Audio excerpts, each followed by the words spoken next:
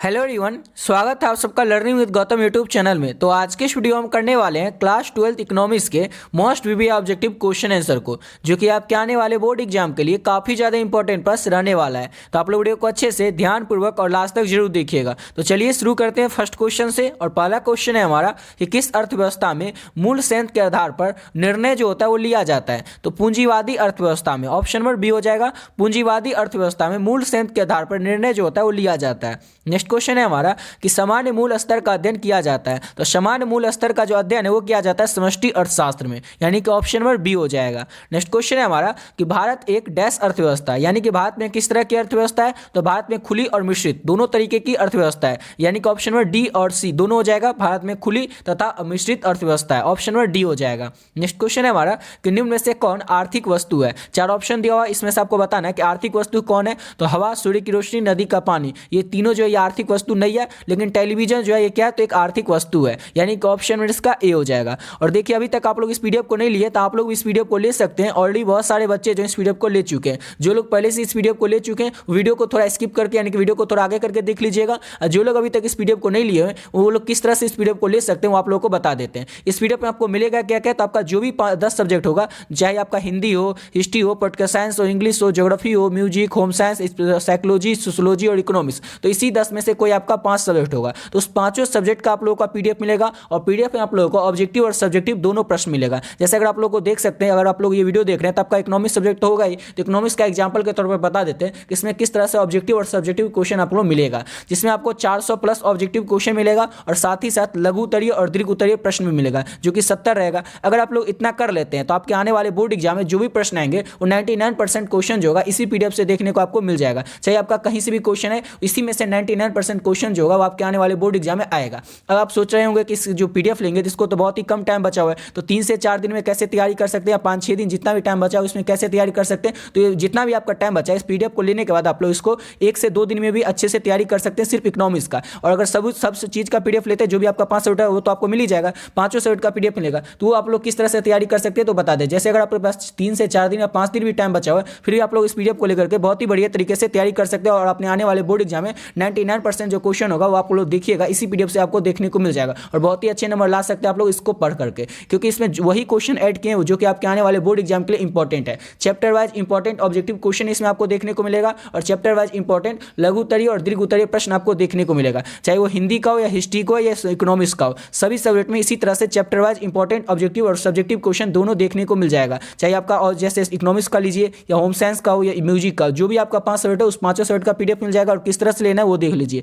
इस पीडीएफ का जो प्राइस है वो सिर्फ और सिर्फ 25 रुपये रखें, ताकि हर एक बच्चा इस पीडीएफ को अफोर्ड कर सकेगा और अपने आने वाले बोर्ड एग्जाम में अच्छे से अच्छे नंबर ला सकेगा। लेना किस तरह से, तो देख सकते हैं नंबर है 7903820891। इस नंबर पर आप लोग फोन पे, गूगल पे, पेटीएम कुछ भी कर सकते हैं। जैसे ये नंबर आप लोग फोन पे, गूगल पे या पेटीएम में डालिएगा, नाम आ जाएगा गौतम कुमार, उसमें आप लोग 25 रुपये डाल करके इस नंबर पर स्क्रीनशॉट भेज दीजिएगा। आप लोग का जो आपका पीडीएफ होगा 5 सब्जेक्ट का पीडीएफ, चाहे आपका कोई भी सब्जेक्ट है, उस 5 सब्जेक्ट का पीडीएफ जो होगा आप लोग को मिल जाएगा। और बढ़ते अपने अगले क्वेश्चन की और। नेक्स्ट क्वेश्चन था हमारा कि निम्न में से कौन अर्थव्यवस्था की केंद्रीय समस्याएं नहीं है। कौन अर्थव्यवस्था की केंद्रीय समस्याएं नहीं है, तो विदेशी व्यापार कैसे बढ़े, ये जो है ये अर्थव्यवस्था की केंद्रीय समस्याएं नहीं है, ऑप्शन नंबर बी हो जाएगा। क्या उत्पादन हो, किस विधि से उत्पादन हो और किसके लिए उत्पादन हो, ये जो है केंद्रीय अर्थव्यवस्था की समान समस्याएं हैं। और ये जो है विदेशी व्यापार कैसे बढ़े, ये अर्थव्यवस्था की केंद्रीय समस्याएं नहीं है।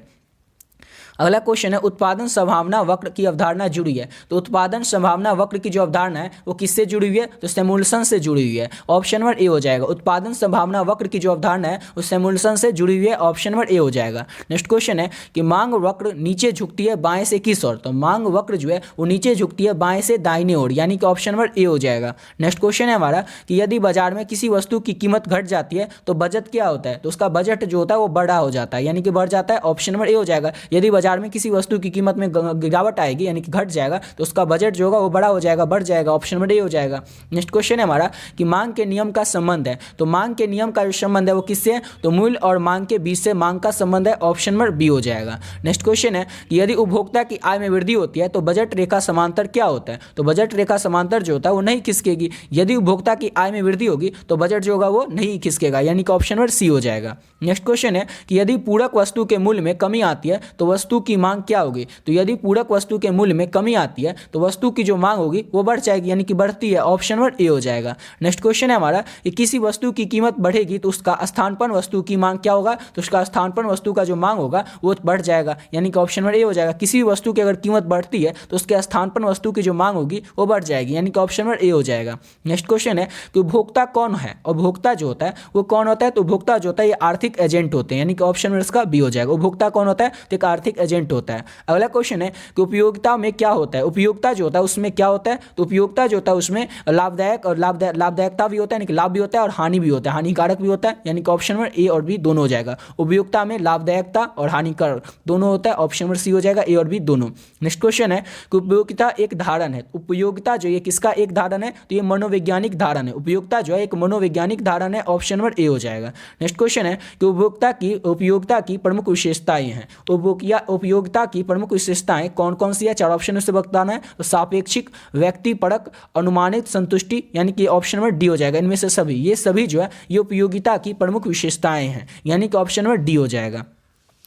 अगला क्वेश्चन है कि उपयोगिता की माप की जा सकती है, तो उपयोगिता की जो माप है वो किससे की जा सकती है, तो मुद्रा के रूप में उपयोगिता की जो माप है वो की जा सकती है, यानी कि ऑप्शन नंबर ए हो जाएगा। अगला क्वेश्चन करते हैं। नेक्स्ट क्वेश्चन है हमारा कि आवश्यकता संतुष्टि के नियम, यानी कि लॉ ऑफ सेटिस्फाई को कहते हैं। तो लॉ ऑफ सेटिस्फाई को हम लोग क्या कहते हैं, तो लॉ ऑफ सेटिस्फाई यानी कि आवश्यकता संतुष्टि के नियम को हम लोग सीमांत उपयोगिता हार्स नियम भी कहते हैं, यानी कि ऑप्शन नंबर ए हो जाएगा। याद रखिएगा, इंपॉर्टेंट क्वेश्चन है कि लॉ ऑफ सेटिस्फाई यानी कि आवश्यकता संतुष्टि के नियम को हम क्या कहते हैं, उपयोगिता सीमांत हार्स नियम भी कहते हैं। अगला क्वेश्चन है कि सीमांत उपयोगिता नियम की प्रमुख मान्यताएं कौन सी है, चार ऑप्शन दिया हुआ और इसमें से आपको बताना है। तो इसमें हो जाएगा निरंतर क्रम, पर्याप्त आकार, एक समान, यानी कि ऑप्शन नंबर डी हो जाएगा। उपयुक्त सभी, ये सभी जो है ये सीमांत उपयोगिता नियम के प्रमुख मान्यताएं हैं, ऑप्शन नंबर डी हो जाएगा। नेक्स्ट क्वेश्चन है कि सीमांत उपयोगिता नियम का लागू होने का आवश्यक शर्त निम्न में से कौन सा है, चार ऑप्शन से आपको बताना है कि सीमांत उपयोगिता नियम का लागू होने का जो आवश्यक शर्त है वो चार ऑप्शन में से कौन सा है। तो स्थानापन्नों का मूल्य स्थिर, आय एवं उपभोग प्रवृत्ति स्थिर, फैशन एवं रुचि स्वभाव में कोई परिवर्तन, तो ये क्या है, ऑप्शन नंबर डी हो जाएगा। ये सभी जो है ये सीमांत उपयोगिता नियम का लागू होने का जो है आवश्यक शर्त है, यानी कि ऑप्शन नंबर डी हो जाएगा, ये सभी शर्त हैं।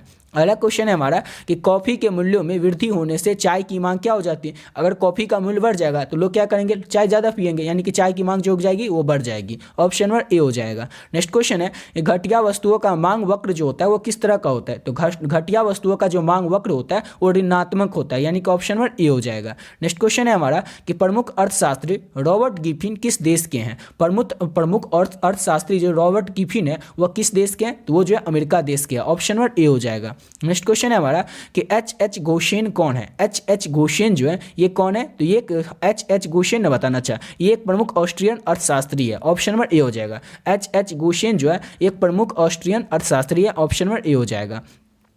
अगला क्वेश्चन है कि मांग में कौन सा तत्व होना आवश्यक है, तो मांग जो है उसमें कौन सा तत्व होना आवश्यक है, तो वस्तु की इच्छा, साधन को खर्च करने की तत्परता और एक निश्चित समय, यानी ऑप्शन डी हो जाएगा। इनमें से सभी ये सभी जो है ये मांग के तत्व में होना आवश्यक है, ऑप्शन में डी हो जाएगा। नेक्स्ट क्वेश्चन है कि मांग में सकुचलन तब होता है जब, मांग में सकुचलन तब होता है जब क्या होता है कि कीमत बढ़ती है और मांग घटती है, यानी कि ऑप्शन में क्या हो जाएगा, तो ऑप्शन इसका डी हो जाएगा। मांग में सकुचलन तब होता है जब कीमत बढ़ती है और मांग जो होती है वो घट जाती है, यानी कि ऑप्शन में डी हो जाएगा।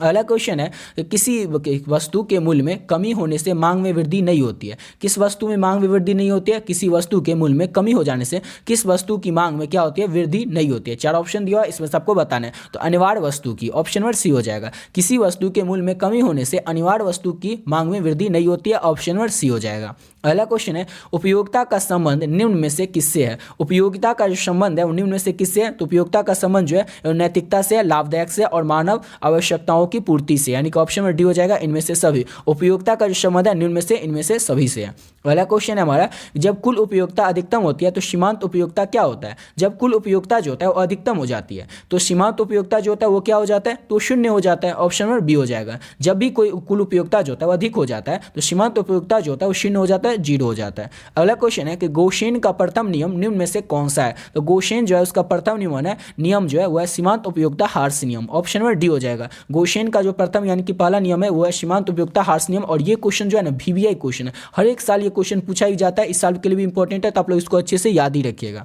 अगला क्वेश्चन है हमारा कि उपयोगिता का गणवाचक सिद्धांत निम्न में से किसने प्रस्तुत किया था। उपयोगिता का जो गणवाचक सिद्धांत है वो 4 ऑप्शन में सबको बताना है किसने प्रस्तुत किया था। तो मार्शल ने प्रस्तुत किया था उपयोगिता का गणवाचक सिद्धांत को, ऑप्शन नंबर सी हो जाएगा। नेक्स्ट क्वेश्चन है हमारा कि उपयोगिता केवल इच्छा करना है, यह किसका कथन है। उपयोगिता जो है केवल इच्छा करना है, ये जो कथन है, ये जो कहनाम है, ये किसका है, तो फ्रेजर का कहना है, ऑप्शन नंबर ए हो जाएगा। पहला क्वेश्चन है मांग के लिए आवश्यक है, तो मांग के लिए क्या आवश्यक होता है। तो मांग के लिए जो है ये वस्तु की इच्छा, इसका वस्तु की इच्छा नहीं होगा क्योंकि साधन भी तो होता है। मांग के लिए आवश्यक क्या होता है, वस्तु की इच्छा, साधन और तत्परता, ऑप्शन नंबर डी हो जाएगा। इनमें से सभी मांग के लिए आवश्यक है, ये सभी जैसे कि वस्तु की इच्छा, साधन और तत्परता, यानी कि ऑप्शन नंबर डी हो जाएगा।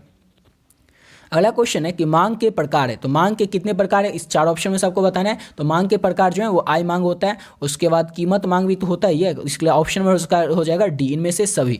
क्योंकि मांग का जो प्रकार होता है वो तिरछी मांग तो लेकिन नहीं होता है, तो इसका ऑप्शन होगा बी ही। मांग के कितने प्रकार होते हैं, तो आय मांग होता है, यानी कि ऑप्शन में इसका बी हो जाएगा, क्योंकि तिरछी तो होता नहीं है, कीमत मांग तो फिर होता नहीं है, इसलिए ये नहीं होगा, ये भी नहीं होगा, इसलिए ऑप्शन नंबर डी नहीं हो जाएगा। इसका हो जाएगा ऑप्शन नंबर बी, क्योंकि आय मांग होता है। मांग के प्रकार कौन है, तो आय मांग है, ऑप्शन नंबर बी हो जाएगा। अगला क्वेश्चन है हमारा कि आवश्यक वस्तुओं की मांग लोच होती है, तो आवश्यक वस्तुओं की जो मांग लोच होती है तो शून्य होता है, ऑप्शन नंबर डी हो जाएगा, वो शून्य हो जाता है। अगला क्वेश्चन है हमारा कि मांग की लोच कितने प्रकार की होती है, तो मांग की जो लोच है ये 3 प्रकार की होती है, यानी कि ऑप्शन नंबर ए हो जाएगा। अगला क्वेश्चन है हमारा नेक्स्ट क्वेश्चन कि गिफिन वस्तुओं के लिए कीमत की लोच होती है, तो गिफिन वस्तुओं के लिए कीमत की जो लोच होती है वो क्या होती है, तो धनात्मक होती है, ऑप्शन नंबर सी हो जाएगा। नेक्स्ट क्वेश्चन है उपयोगिता का क्रमवाचक सिद्धांत निम्न में से किसने प्रस्तुत किया था। किसने प्रस्तुत किया था, तो मार्शल ने प्रस्तुत किया था। उपयोगिता का क्रमवाचक सिद्धांत जो है वो मार्शल ने प्रस्तुत किया था। अगला क्वेश्चन है हमारा कि मांग में स्वकुचलन तब होता है जब मांग में स्वकुचलन तब होता है जब क्या होता है,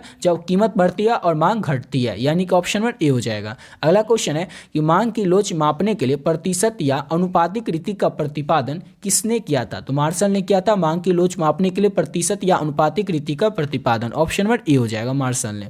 अगला क्वेश्चन है कि मांग वक्र की ढाल का मान क्या होता है। मांग वक्र की ढाल का जो मान होता है वो क्या होता है, तो ऋणात्मक होता है, ऑप्शन नंबर बी हो जाएगा। अगला क्वेश्चन है हमारा कि तटस्थता वक्र का झुकाव कैसा होता है, तो तटस्थता वक्र का जो झुकाव होता है वो किस तरह का होता है, तो बाएं से दाएं ऊपर की ओर होता है, ऑप्शन नंबर ए हो जाएगा। अगला क्वेश्चन है हमारा कि अति अल्पकाल में पूर्ति वक्र होता है, तो अति अल्पकाल में पूर्ति वक्र जो होता है वो क्या होता है, तो वो होता है पूर्ण लोचेदार, ऑप्शन नंबर ए हो जाएगा। अगला क्वेश्चन है हमारा कि सीमांत उपयोगिता हार्स नियम के प्रतिपादक कौन थे, तो सीमांत उपयोगिता हार्स नियम जो है उसके प्रतिपादक कौन थे, तो उसके प्रतिपादक थे गॉसियन, यानी कि ऑप्शन नंबर इसका ए हो जाएगा। अगला क्वेश्चन करते हैं और नेक्स्ट क्वेश्चन है हमारा स्थिर पूंजी का उपभोग क्या कहलाता है। स्थिर पूंजी का जो उपभोग होता है वो क्या कहलाता है, तो घिसावट व्यय कहलाता है, ऑप्शन नंबर बी हो जाएगा। स्थिर पूंजी का जो भोग होता है वो घिसावट व्यय कहलाता है, ऑप्शन नंबर बी हो जाएगा।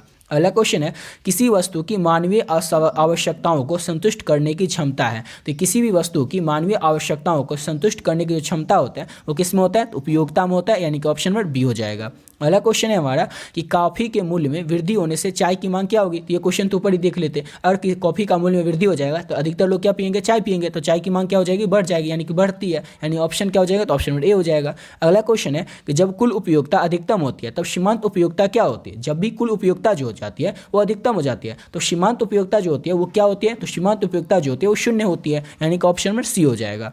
अगला क्वेश्चन है हमारा कि सम सीमांत उपयोगिता नियम को कहा जाता है, तो सम सीमांत उपयोगिता नियम को प्रतिस्थापन नियम कहा जाता है, ऑप्शन नंबर सी हो जाएगा। नेक्स्ट क्वेश्चन है हमारा कि समान वस्तुओं के लिए आय प्रभाव है, तो आय जो है वो धनात्मक होती है, ऑप्शन नंबर बी हो जाएगा। इसी के साथ वीडियो पे कंप्लीट करते हैं। आशा करता हूँ आप लोग को वीडियो अच्छा लगा होगा। तो मिलते हैं नेक्स्ट वीडियो में, नए वीडियो में, जिसमें कि हम करेंगे इकोनॉमिक्स को जो है और भी ऑब्जेक्टिव क्वेश्चन और इकोनॉमिक्स के सब्जेक्टिव क्वेश्चन को, जो कि आपके आने वाले बोर्ड एग्जाम के लिए काफी ज्यादा इंपॉर्टेंट प्रश्न रहने वाला है। और आप लोग को पीडीएफ के बारे में ऑलरेडी बता ही देते कि आप लोग भी चाहें तो आप लोग इस पीडीएफ को ले सकते हैं। ऑलरेडी बहुत सारे बच्चे जो इस पीडीएफ को ले चुके हैं। अगर आप लोग इस पीडीएफ को लेकर के ना आप लोग कम से कम ज़्यादा से ज़्यादा और 5 से 6 दिन और कम से कम आप लोग 2 से 3 दिन में इसको अच्छे तरह से तैयार कर सकते हैं। और एक से सब्जेक्ट का नहीं, सभी सब्जेक्ट का तैयारी जो है बस 2 से 3 दिन से ज़्यादा 5 से 6 दिन में आप लोग इस पीडीएफ को लेकर के पूरा तैयारी कर सकते हैं। इस तरह से इसमें सिर्फ और सिर्फ इंपॉर्टेंट क्वेश्चन ही ऐड किए। और ऐसा नहीं है कि 1-2 इंपॉर्टेंट क्वेश्चन है जो आप लोग तुरंत पढ़िएगा हो जाएगा। हर एक चैप्टर का जो भी इंपॉर्टेंट ऑब्जेक्टिव क्वेश्चन है, chapter wise important objective question सभी सब्जेक्ट के और लघु उत्तरीय प्रश्न भी और दीर्घ उत्तरीय प्रश्न भी सब चैप्टर वाइज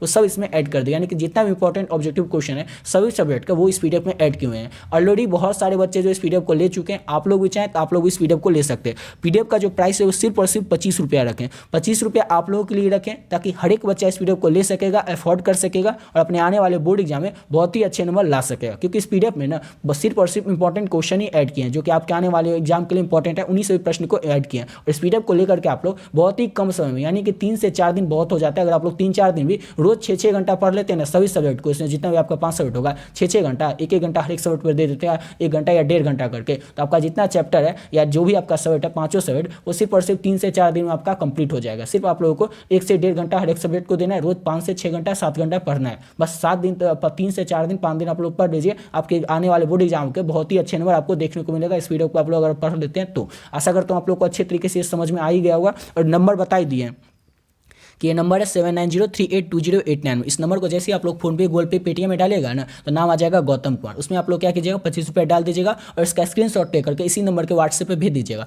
आपका जो भी सब्जेक्ट हो वो भी बता दीजिएगा। अब इसी में कई बच्चे क्या करते हैं कि सिर्फ और सिर्फ स्क्रीनशॉट भेज देते हैं और लिख देते हैं आर्ट्स। अब आर्ट्स में कैसे पता चलेगा कि कौन कौन सा सब्जेक्ट आपका है, फिर उस बच्चे को फोन करना पड़ता है, कॉल करना पड़ता है या फिर मैसेज करके पूछना पड़ता है कि तुम्हारा कौन कौन सा सब्जेक्ट है, फिर वो बच्चा बताता है तो फिर भेजते हैं, इसमें टाइम लग जाता है। इसलिए आप लोग क्या कीजिएगा जैसे ही स्क्रीनशॉट भेजिएगा तो नीचे में अपना जो भी आपका 5 सब्जेक्ट हो या फिर किसी का एक एक्स्ट्रा में भी रहता है तो 6 सब्जेक्ट हो, अपना जो भी आपका 5 सब्जेक्ट हो वो आप लोग बता दीजिएगा। उसका पीडीएफ जो होगा वो आप लोग को मिल जाएगा। इस पीडीएफ को लेकर के आप लोग बहुत ही कम समय में अच्छे तरह से तैयारी कर सकते हैं। आशा करता हूँ आप लोग को वीडियो अच्छा लगा हो। तो मिलते हैं नेक्स्ट वीडियो में नए वीडियो के साथ।